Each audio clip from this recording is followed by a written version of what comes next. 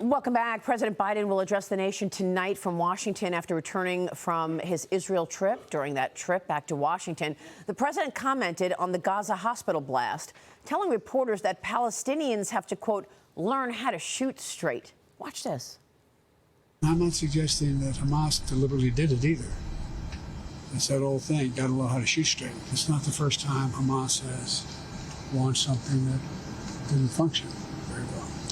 So I don't know all the detail, but I do know the people at the Defense Department who I respect, and the intelligence community that I respect. It's highly improbable that Israel did that. Joining me right now is Oklahoma Senator Markwayne Mullin, a member of the Senate Armed Services Committee. Senator, thanks very much for being here. What do you make of Biden's comment there? Palestinians need to learn how to shoot straight. Well, I think he got the same information that we received too yesterday in a classified briefing. I think it's pretty obvious that Israel didn't do this. It was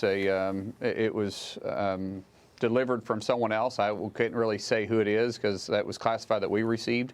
But I mean, it's not hard, Maria, to check to see where the launch is from a missile, and it was obvious it didn't come from an airstrike. Remember, we have defense systems that shoot down missiles when they're shot in. We can also track them when they're shot out, too. So it was almost immediate we knew that Israel did not do this. Yeah, no, I know, but I just feel like the comment is so cavalier. Yeah, I agree with that. I mean, come on. I think it was kind of more tongue-in-cheek. I think he was trying to be funny, but we've learned quite a bit that Biden is not funny. Well, how many people are dead? Thousands of people are dead right now. You got protesters all over the place over this, and you know. Anyway, the president also announced the government's going to provide $100 million in humanitarian aid for Palestinians in Gaza and the West Bank. The president even acknowledged that it is possible that Hamas could get their hands on that money as well. Yeah. Watch this. If Hamas confiscates it or doesn't let it get through, or just confiscates it, then it's going to end, because we're not going to be sending any humanitarian aid to Hamas. Since 2021, the administration has given more than $1 billion in aid to the Palestinians. Why are they now acknowledging that Hamas could be confiscating the money, Senator? Yeah, this wasn't run by the Congress at all, the Senate or the House. This was something that was new to us. Last time I checked, we control the purse strings. If we can't guarantee where the money is going to go, we shouldn't be sending it, and especially to a hostile nation right now. I'm sorry, but I say a hostile group. Hamas can't be trusted. We know Iran has their hands all in this. The Palestinians are obviously protesting loudly against this and maybe even providing support for it. And so this isn't the time that we should be aiding our enemies. And that right now, Hamas is definitely the enemy that we have. They're protesting. Iran is coming after us, saying that this is all of our fault, that we are the ones that started this. Why would we be providing aid to them at all? Doesn't make any sense to me. You can't buy friends and you can't buy loyalty. Kayleigh. Congressman, you make an important point that Congress ultimately holds the purse strings over this money. So what are you and your colleagues going to do about it? You know, there's a big debacle down in the House right now. But what can you as senators do about holding the Biden administration accountable? Well, the first we heard about it was same time you guys heard about it when during the press conference. We're having a meeting this morning at 9:30 in the Senate Armed Services. I'm sure this conversation is going to be brought up. We will be having also Republicans will be meeting today at 12:30. This is already put on the agenda. I can't tell you exactly what we're going to be able to do, but there's processes that we're going to do to try to pull this from the monies that's appropriated. Now, keep in mind the executive branch does have leeway in money that's already been appropriated to them that they can use. $100 million is a lot of money, but they probably have it within their budget to go around Congress and do it without our consent. Yeah, I mean, it's not a lot of money for each person, right? You're talking about 1 million people, it's $100 each?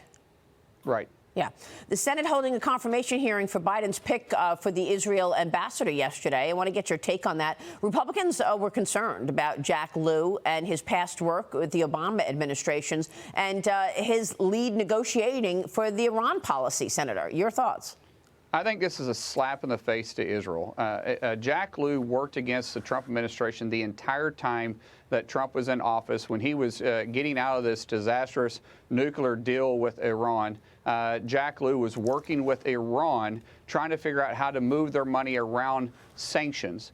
Jack Lew, when he was Secretary of Treasury, lied to Congress and signed a special permit to transfer $5.7 billion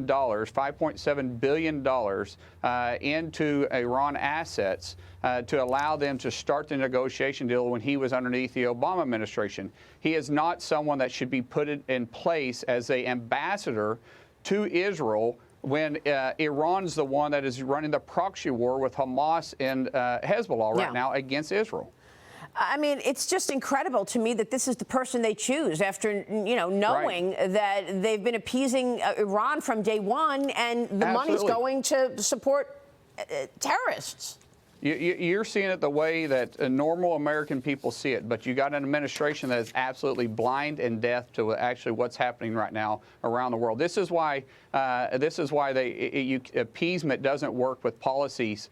You need peace through strength, and this administration is all about appeasing, trying to show equality, not picking the right person for the right job.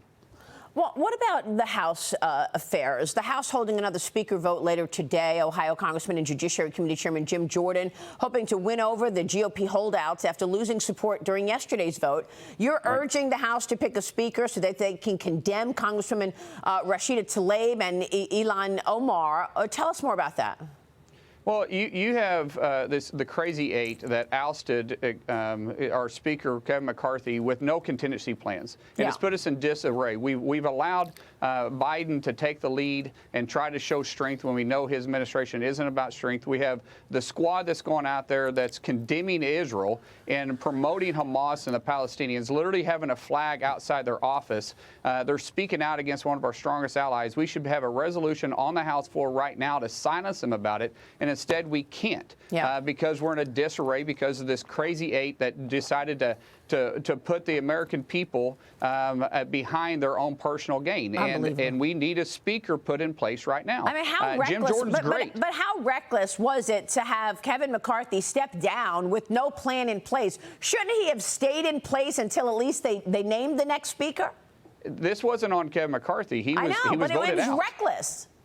It wasn't his concern. I mean, I know it wasn't on him. This was absolutely reckless on Matt Gaetz on leading this self-promotion for himself instead of the country. This was nothing about policy. This was nothing about principle. This had something to do with Matt Gaetz wanting to promote himself, and he literally has put us in a disarray at a time that we should be united as not just a country, but definitely as Republicans on standing up against the squad and their bias towards Israel. Yeah. All right, Senator. We'll be watching all of that. Thanks very much for being here.